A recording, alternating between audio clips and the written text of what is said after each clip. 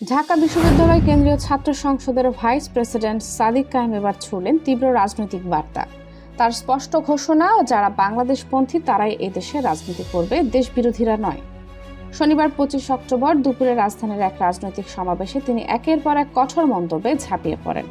সাদিক কায়েম বলেন, এই দেশে যারা ফ্যাসিবাদ কায়েম করেছে, আয়নাঘর তৈরি করে নিরীহ মানুষকে গুম করেছে, খুন করেছে, তাদের রাজনীতি করার কোনো নৈতিক বা সাংবিধানিক অধিকার নেই।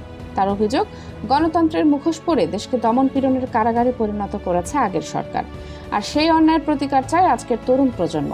তিনি আরও বলেন, সাবেক প্রধানমন্ত্রী শেখ হাসিনা ও তার ঘনিষ্ঠ সহযোগীরা গণতন্ত্রকে ধ্বংস করেছেন, তাই এই দেশে তাদের রাজনীতি করার কোনো অধিকার নেই। তার মতে, যারা জনগণের ভোট কেড়ে নিয়েছে, মানুষের কণ্ঠ রোধ করেছে, তারা জনগণের শত্রু, আর সেই শত্রুর বিরুদ্ধে এখন তরুণদের ঐক্যবদ্ধ হতে হবে।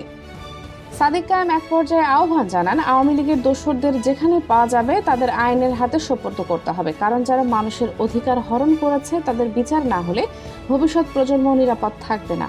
তিনি দৃষ্টান্তমূলক শাস্তির দাবি জানিয়ে বলেন, জার্মানিতে যেমন নাৎসি বাহিনী নিষিদ্ধ হয়েছে, ইতালিতে যেমন মুসলিনের ফ্যাসিবাদ চূর্ণ হয়েছে, ঠিক তেমনি বাংলাদেশেও আওয়ামী লীগ, ছাত্রলীগ, যুবলীগের মতো দমনমূলক সংগঠনগুলোকে নিষিদ্ধ ঘোষণা করতে হবে।